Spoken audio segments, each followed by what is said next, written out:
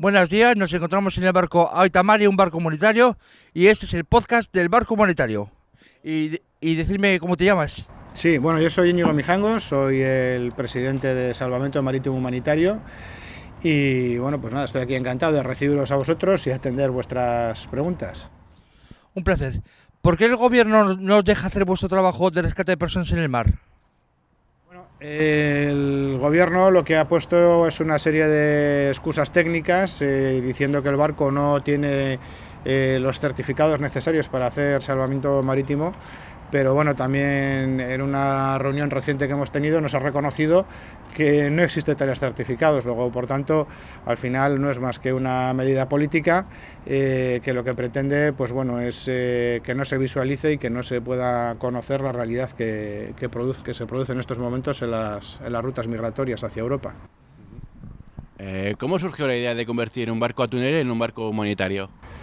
Bueno, nosotros en el 2017, que estuvimos haciendo también esta misma labor a bordo de otro barco, del Lifeline, nos dimos cuenta entonces que bueno, necesitábamos un barco relativamente nuevo, con pocos problemas o que no hubiese problemas mecánicos, como habíamos estado abordando en el 2017, y bueno, estuvimos buscando distintos barcos. Realmente, pues bueno, barcos de estas características normalmente son barcos pesqueros, y en esa búsqueda, pues bueno, dimos con el Stella Maris Berria de Guetaria, y al final, pues bueno, acordamos con los antiguos armadores la compra y hicimos la transformación del barco. ¿A qué países tenéis previsto ir para tácticas de rescate? Bueno, nosotros la asistencia la hacemos en aguas internacionales. En principio, digamos que las tres rutas que hay de entrada hacia Europa es la ruta, vamos a decir, la que conocemos aquí del Estrecho, la que se llama del Estrecho, que es la ruta oeste. Está la del Mediterráneo Central, que fundamentalmente zarpan los botes de Libia, y luego está la ruta del Egeo, donde nosotros ya tenemos un equipo sanitario haciendo asistencia en las islas del Egeo. Nuestra primera intención, en principio, es prestar la asistencia a la ruta central, quedarnos frente a las costas de Libia. ¿Cuál sería una buena política de rescate de migración? Mejor dicho, ¿cuál sería una buena política de migración para aplicar a un país? Bueno, yo creo que en general Europa lo que tendría que hacer es un poco reconsiderar toda la política general que está llevando. Actualmente es una política que se llama de la Europa Fortaleza, ¿no? De unas fronteras muy estrictas, donde se trata de evitar que la gente entre en Europa. Y esto al final lo único que genera es sufrimiento a esas personas que quieren entrar. Es ponerle puertas al campo. Por muchas dificultades que pongan, las personas que huyen de la guerra o que huyen de situaciones de miseria absoluta van a seguir intentándolo de una u otra manera. La manera correcta de afrontar esto, pues bueno, es crear unos pasajes humanitarios, facilitar el acceso de estas personas de forma legal, y el hacer pedagogía en la población de acogida para que la gente entienda que recibir a estas personas migrantes es una ventaja y no es en ningún momento una amenaza. Todas las sociedades que han sido sociedades de acogida han prosperado económicamente. Aquí en Euskadi tenemos un clarísimo ejemplo, y bueno, pues es hacer pedagogía y que la ciudadanía comprenda que no hay riesgo en acoger movimientos migratorios. ¿A cuántas personas se puede rescatar en un barco humanitario? Bueno, eso depende del tamaño. Nosotros, en nuestro libro de estabilidad, en los cálculos que ha hecho el ingeniero, los técnicos, cuando se ha hecho la transformación del barco, tenemos hecho el cálculo, y está así también refrendado en el libro de estabilidad por parte también del Colegio de Ingeniería.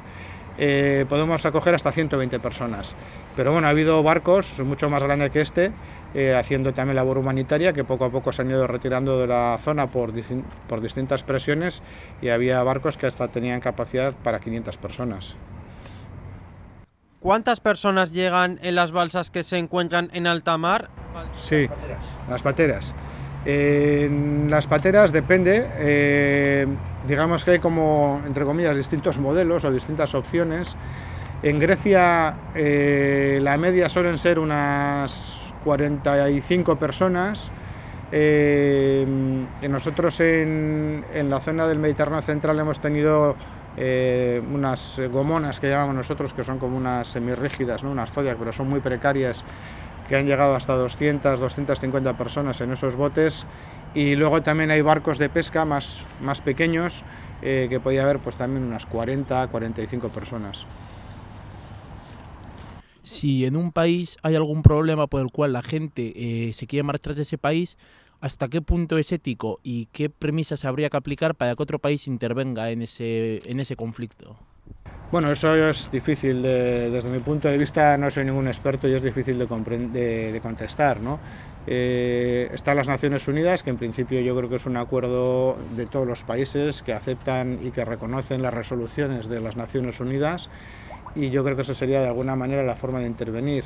Pero bueno, también la experiencia nos dice que cuando se ha intervenido en otros países, normalmente los resultados no han sido muy positivos, ¿no? Lo hemos visto en Irak, lo hemos visto pues ahora estamos viendo el proceso de Venezuela, donde esas intervenciones en esos países pues al final están contaminados por distintos intereses, y bueno, yo creo que fundamentalmente pues están los parlamentos de cada país y los procesos democráticos dentro de cada país, y es un poco lo que hay que intentar potenciar, ¿no? Si hay dictaduras en las que se está incumpliendo con los derechos humanos y la comunidad internacional no interviene, pues tampoco sé hasta qué punto está legitimado que intervengan en otros casos, ¿no? ¿A dónde se traslada a los migrantes una vez rescatados? ¿Qué ocurre con las personas rescatadas? Bueno, eso cada país tiene distintos procedimientos, aunque bueno, más o menos el reglamento europeo lo que establece es que las personas, una vez que se rescatan, tienen que seguir un proceso individualizado, es lo que dice la normativa, y hay que estudiar caso por caso si son solicitantes de asilo o son lo que se considera migrantes de carácter económico. Entonces, en cada caso, pues tienen un proceso, digamos, administrativo. En el caso de los solicitantes de asilo hay que estudiar su caso, hay que ver si es cierto lo que él dice, que sufre persecución y peligro en su país de origen, y en ese caso pues se le reconoce el derecho de asilo. La realidad es que se reconoce a muy poca gente, hay unos porcentajes bajísimos de reconocimiento de derecho de asilo, porque esto implica que el país que lo reconoce pues tiene que darle a esa persona una serie de facilidades para que se integre y pueda rehacer su vida en ese país que la acoge. Realmente la realidad, lo que pasa es que en España en concreto existen los CIE, los centros de internamiento, que son prácticamente unos sistemas carcelarios, pero sin ningún tipo de vigilancia de juez penitenciario ni de ninguna clase, dependen directamente del Ministerio de Interior y Interior y Migraciones, creo que son dos ministerios distintos, depende de ellos y no hay ninguna vigilancia. En Grecia la situación es aún más vergonzante, porque existen lo que llaman los hotspot, que son unos campos al aire libre prácticamente, donde las personas están en módulos prefabricados, en contenedores, tipo contenedores de obra, o directamente en tiendas. Y bueno, las condiciones de higiene, los servicios son horrorosos, y en muchos sitios también pues los servicios médicos no se cumplen por parte de la administración. Entonces, bueno, pues la situación en Europa realmente es vergonzante de las personas que vienen a Europa. La acogida que se les hace es vergonzante. ¿Por qué las personas tienen que salir de sus países? ¿Perdona? ¿Por qué las personas? Tienen que salir de sus países. ¿Por qué salen? Bueno, la mayoría pues salen por persecución, porque sienten que su vida está en peligro. Tenemos pues bueno, gente que viene de Yemen, gente que viene de la propia Libia. Los centros de detención en Libia son centros ilegales donde las personas sufren tortura, sufren violaciones, sufren malos tratos, están mal alimentados, y bueno, para nosotros o para mí es muy significativo cuando en algún caso en el 2017 transferíamos a las personas a otros barcos que los iban a llevar a Italia, y alguno de ellos pensaba que iban de vuelta a Libia y se tiraron al agua y preferían ahogarse antes que volver a Libia, ¿no? Entonces, bueno, pues eso ya te dice en qué condiciones están, ¿no? Y esas son las razones fundamentales por las que huyen. El caso de las personas que huyen por razones económicas, que igual es el más cuestionado aquí, el que más se discute, hay que entender que estas personas no es como aquí, que igual no tienes trabajo y decides irte a otro sitio. Es que no solamente no tienen trabajo, sino que no tienen ninguna oportunidad y son conscientes de que no tienen ninguna oportunidad de prosperar y mejorar sus condiciones de vida. Nadie se marcha de su casa o de su país o de su entorno por voluntad propia si la situación no es complicada, ¿no? Y en estos casos, en muchos casos, es desesperante. ¿Cuándo tenéis previsto partir? Bueno, la tripulación profesional se incorpora el día 7 de marzo y bueno, a partir de esa fecha yo creo que en 3 o 4 días como mucho el barco estará listo y ya zarpará hacia el Mediterráneo y de allí pues al destino final que podamos despachar el barco, o bien, como digo, hacia la zona de Libia, la zona SAR, o bien hacia Grecia, donde tenemos un equipo médico trabajando. ¿Por qué los países no se hacen cargo de esta situación? Bueno, esa es una pregunta que te tendrían que contestar ellos, ¿no? Bueno, vemos aquí también cómo se ha producido un cambio, ¿no? De cuando llegó Pedro Sánchez al gobierno y tuvo una actitud mucho más abierta hacia la ayuda humanitaria y la respuesta hacia estas personas, y como ahora pues tiene una actitud mucho más crítica, ¿no? Han hecho un cálculo electoral, han visto que en Andalucía el Partido Socialista ha perdido muchísimo apoyo de votantes, y ellos han hecho la interpretación de que la respuesta xenófoba que se ve en ciertos partidos tiene mejor acogida en la sociedad que una respuesta humanitaria. Han hecho su cálculo electoral y en base a su cálculo electoral pues han cambiado sus políticas, ¿no? Yo creo que cuando se tratan cuestiones de principio, ese tipo de cálculos no se tienen que tener en consideración. Yo creo que en general un político honesto lo que tiene que tener claro es cuál es su posición respecto a las respuestas que hay que dar a la sociedad y mantenerlas, explicarlas, que la población lo entienda y que le apoyen y le voten. Lo que no puedes hacer es cambiar tu respuesta a lo que consideras que pueda ser más popular en un momento dado, ¿no? Sobre todo cuando se trata de este tipo de cosas, y de lo que se juega es con la desinformación y los mensajes equivocados. ¿Cuándo surgió la idea de convertir un barco atunero en un barco de rescate? Bueno, la idea surgió pues cuando encontramos el barco. Nosotros teníamos claro que queríamos un barco de rescate, estuvimos viendo varias opciones, la mayoría de ellas eran barcos de pesca, y bueno, este barco pues tenía muchos aspectos positivos. Era un barco del 2001, es un barco relativamente nuevo, el tamaño es un tamaño manejable, el motor es un motor económico, de coste económico de mantenimiento, y bueno, pues ahí es cuando decidimos transformar este barco. ¿Qué capacidad tendría este barco para los náufragos? Este barco, en los cálculos que tienen hechos, el ingeniero tiene para 120 personas en cubierta. Esto quiere decir que esas 120 personas puestas a un costado del barco, la escora máxima que tiene el barco, o que tendría el barco, es de un 10%. Entonces, bueno, esos son criterios de estabilidad para buques de pasaje, y este barco cumple con ese criterio. Además, tenemos balsas de salvamento con capacidad para 120 personas. Así que si por cualquier circunstancia habría que abandonar el barco, todo el mundo tendría la opción de poder abandonar el barco sin poner en riesgo la vida de las personas. ¿Y qué nudos puede recorrer este barco? La velocidad, vamos a decir, estándar de este barco son 10 nudos. ¿Es la primera vez que existe un barco humanitario como este, o ha habido anteriormente otros barcos similares a este? Sí. Bueno, de bandera española tenemos también el Open Arms, que es otro barco, vamos a decir, de carácter humanitario, es otro tipo de barco, es un remolcador un poco más grande que este, Y bueno, a nivel europeo sí que ha habido varios barcos y ha habido distintas opciones, vamos a decir, ¿no?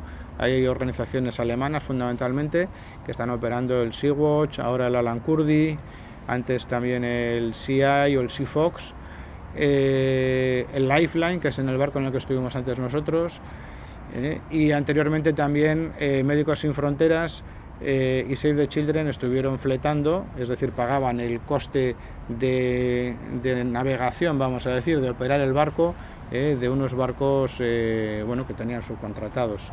Entonces, bueno, el Boss Prudence, hubo varios barcos ya en el 2016, 2017.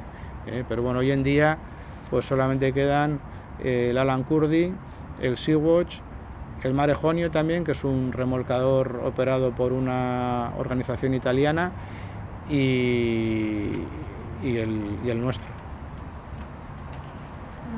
¿Es posible que si un país no se hace cargo de estos temas dentro de su país, otros países se puedan hacer cargo del tema de los rescates? Bueno, lo que nosotros reclamamos es que la Unión Europea no tiene mandato humanitario sobre las personas que huyen de otros países hacia Europa en el Mediterráneo, y la obligación es una obligación conjunta de todos los países ribereños del Mediterráneo, que tendrían que luchar tanto los de un lado como los del otro para que estas personas no tengan que echarse a la mar y poner en riesgo su vida, ¿no? Y eso, pues una de las maneras obviamente es hacer vías seguras, hacer pasajes humanitarios y facilitar la entrada de forma legal de esas personas en Europa. La obligación es conjunta, no es específicamente de un país. Y es más, incluso aunque no sean países ribereños dentro de la Comunidad Europea, los países del norte también deberían demostrar su solidaridad hacia los países del sur, que son los que están encarando este fenómeno, ¿no? Y entonces no lo encaran porque no les interesa. Sí, como he dicho antes, yo creo que al final lo que es una cuestión política, es una cuestión de poner en la balanza, ¿no?, qué es lo que puede costar votos o no puede costar votos, y hacer la política fácil, la política populista, en lugar de tratar de hacer entender a la población bueno, pues que hay unas responsabilidades, hay unas obligaciones morales, y hay obligación de responder a esas obligaciones morales. ¿Por qué los países europeos no se hacen cargo de las personas que rescatáis? Pues un poco por lo mismo que he dicho antes, ¿no? Los países europeos se ponen de perfil frente a esas obligaciones morales y obligaciones que tienen asumidas en tratados internacionales, y bueno, pues no dan la respuesta a la altura de las circunstancias. Ellos consideran que atender a esas personas puede tener un coste y no lo quieren asumir. ¿Creéis que las personas con TEA o con discapacidad intelectual podemos ¿cómo lo digo? ¿Estar también en un barco de rescate? Bueno, yo creo que al final en los barcos de rescate los perfiles que tenemos son perfiles profesionales, tienen que estar, digamos, formadas las personas para ello, y cualquier persona que tenga ese nivel de formación y que pueda dar esa respuesta está capacitado para subir a bordo. No veo por qué pueda haber mayores inconvenientes. Bueno, pues si tienes algo más que añadir o alguna cosa que decir así para finalizar, o... Bueno, pues en principio agradecer en general a toda la sociedad el interés y el apoyo que muestra por el proyecto, porque para nosotros eso es fundamental. Este es un proyecto que parte de la sociedad, que es una respuesta de los diferentes colectivos, pero de la sociedad en general, y a nosotros, pues bueno, cualquier iniciativa como esta, que se trata de visualizar y de ver que somos una sociedad solidaria, para nosotros es lo que le da sentido al proyecto. No es un proyecto que se nos hayan ocurrido a cuatro chiflados, sino que bueno, pues es un mandato de la sociedad, y todo lo que pueda visualizar y ver que es así, para nosotros es fundamental, y en ese sentido pues daros a vosotros las gracias por este interés, ¿no? Y en la sociedad entonces nos dan ayudas y cómo podríamos colaborar si nos interesaría colaborar. Bueno, hay un poco cada uno desde sus posibilidades, pues hay distintas opciones, ¿no? Hay personas que hacen clubes deportivos, que hacen pruebas deportivas, pues más o menos familiares o accesibles, que de alguna manera visualizan el proyecto y también pues a través de una pequeña cuota de inscripción nos apoyan económicamente. Hay iniciativas de artistas que hacen conciertos, que hacen obras que luego nos ceden a nosotros para subastarlas. Cada colectivo, bueno, tiene que buscar y explorar dentro de sus opciones qué es lo que se puede hacer, ¿no? Nosotros aceptamos cualquier ayuda, por pequeña que sea. Hay gente que nos hace donativos de 10 euros, ¿no? Y casi te piden disculpas, y para mí son los más emocionantes, porque el que te dona 10 euros es porque no puede donar más, ¿no? Y te da lo que puede, lo que tiene, y para mí eso es lo que vale. Y entonces no recibís ninguna ayuda, ni ya no digo estatales, ya de la autonomía nadie os da ninguna ayuda, ¿o sí? Sí, nosotros el proyecto económicamente es viable porque aproximadamente el 50% del presupuesto está cubierto por una subvención del Gobierno vasco a través de la Secretaría de Derechos Humanos, y luego distintos ayuntamientos y diputaciones a través de las ayudas a la emergencia o distintos programas de subvenciones también nos apoyan económicamente. Y luego, como digo, hay múltiples iniciativas populares de asociaciones, plataformas ciudadanas que hacen distintas actividades y nos apoyan, y para nosotros pues ese es el valor. Vale, pues muchas gracias por estar con nosotros y es un placer estar contigo. Gracias a vosotros, eskerrik asko. Eso es Regatic.